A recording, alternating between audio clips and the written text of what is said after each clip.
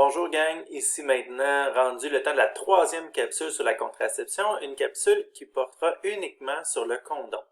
Donc, moyen de contraception de style barrière, c'est-à-dire que même s'il y a éjaculation, même s'il y a ovulation, les deux gamètes ne pourront pas se rencontrer. Donc, comme ils ne pourront pas se rencontrer, il ne pourra pas y avoir de bébé. Donc, parlons de condoms. Les condoms qui sont sous forme diverses, de différentes couleurs, différentes textures, différentes compagnies. Hein, l'objectif est sensiblement le même. Ce qu'on veut, c'est un condom qui est majoritairement en latex, parce que plus résistant, mais s'il y a certaines personnes qui sont allergiques, il peut y avoir d'autres produits disponibles. Les condoms ont été inventés, c'est une des contraceptions qui se porte uniquement par l'homme. Donc là, à ce moment-là, on a une protection par rapport à la grossesse qui est très grande, un très grand pourcentage de réussite s'il est utilisé adéquatement. Et en plus, c'est un des seuls qui protège efficacement de la majorité des infections transmises sexuellement et par le sang. Donc, c'est un bon moyen de protection, autant pour éviter les grossesses, mais pour éviter d'être malade et de transmettre ça aussi aux... Donc, on va y aller avec une petite démonstration de quoi faire pour s'assurer que notre condom est correct, puis comment faire pour le porter. Je vais utiliser un cylindre gradué en tant que prof de sciences. Je me suis dit que ce serait l'outil idéal pour pouvoir représenter le pénis.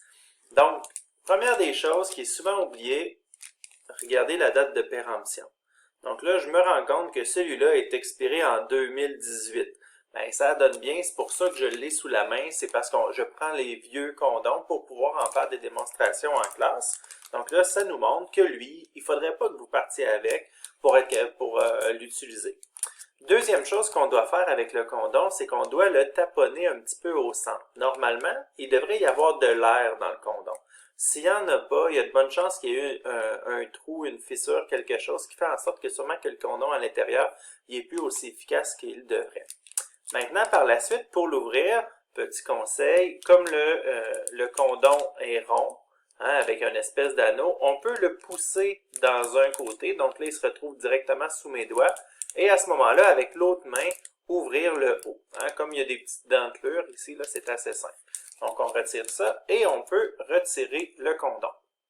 Le condom, ça ressemble à ça au départ avant de le dérouler, mais il faut s'assurer de le dérouler de la bonne façon également. Donc là, admettons quelqu'un qui aurait une infection transmise sexuellement, qu'il ne sait pas, qu'il met sur son pénis, puis qu'il essaie de dérouler, puis il ne déroule pas, mais il ne peut pas tout simplement le virer de l'autre bord puis recommencer parce qu'il peut avoir à ce moment-là mis exactement ce qu'il ne voulait pas mettre sur le condom, c'est-à-dire des bactéries, des virus, parasites, puis là à ce moment-là, il se ramasse mal pris. Donc pour savoir il est de quel côté, tout ce qu'on peut faire, c'est s'assurer de voir s'il déroule. S'il déroule comme ça va bien. Si on essaie de le faire de l'autre bord, ça ne déroule pas. Donc, je sais aussi qu'il va aller dans ce sens-là. Moi, mon autre méthode, c'est qu'il faut que ça fasse un petit chapeau de Noël. Hein? Donc là, si de ce côté-ci, on voit que ça rentre à l'intérieur puis que ça fait le petit ourlet du chapeau de Noël. Et si on le mettait de l'autre côté, ça fait un peu l'effet pyramidal, hein, parce que ça nous se ramasse d'en haut puis ça s'en va sur le côté. De ce côté-là, il déroulera tout simplement pas. Donc, on le met du côté chapeau de Noël. Puis, habituellement, assez simplement, on va utiliser un condom une seule fois, mais je le dis au cas où, on le met sur le bout du pénis. Une autre étape qu'il ne faut pas oublier, c'est qu'il faut, avant de le dérouler, faire le contraire de ce que je fais là, c'est que vous voyez qu'il y a une petite bulle sur le dessus. Donc, avant de dérouler, vous devez pincer le haut, puis dérouler ensuite. Ce que ça va faire, c'est que comme il n'y aura pas d'air qui sera rentré, le petit bout devrait comme être tout collé, ce qui fait en sorte que là, lorsqu'il y aura de l'éjaculation, il n'y aura pas une pression plus grande qui va faire en sorte que ça va percer. Donc, on le déroule jusqu'à la base du pénis. Les condoms sont faits assez longs. On a notre relation sexuelle, puis une fois notre relation sexuelle terminée, que l'éjaculation est arrivée, il faut se retirer. Mais en se retirant, on doit tenir la base du condom pour être sûr que le condom ne reste pas là. Parce qu'une fois l'éjaculation terminée, rapidement, l'érection va s'en aller également. Puis là, on ne voudrait pas à ce moment-là que le contenu du condom reste à l'intérieur. Donc, on se retire et là, on peut enlever notre condom qu'on pourra mettre également à la poubelle. Donc, c'est important de ne pas envoyer ça à la toilette pour s'assurer de ne pas créer de problèmes de plomberie. Donc, voilà. C'est comme ça qu'on utilise un condom. S'il y a des questions, on ne gêne pas, on les écrit en dessous du vidéo. Ça va me faire plaisir de vous répondre par la suite. Les condoms, ça fonctionne bien. Il y en a partout.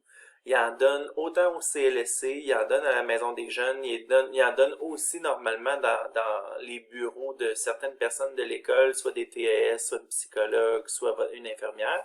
Donc, gênez-vous pas pour passer si vous en avez besoin. Donc, c'est un super moyen anti-bébé, anti-maladie. Donc, il ne faudrait pas s'en passer. Par contre, il doit se conserver à des endroits qui sont propices pour qu'il se conserve bien. Donc, on ne devrait pas écraser la pochette du condom. On ne devrait pas le mettre à la chaleur extrême ou au froid extrême. Donc, vous comprendrez que on ne peut pas le mettre dans un portefeuille, on ne peut pas s'asseoir dessus, on ne devrait pas le mettre dans notre sac à dos, dans lequel il y a plein de crayons qui pourraient le perforer également. Donc, il faut s'assurer habituellement de le mettre dans une petite boîte, puis il y a des petites boîtes qui servent juste à ça, des petites boîtes à condom qui font en sorte qu'ils ne peuvent pas se faire écraser.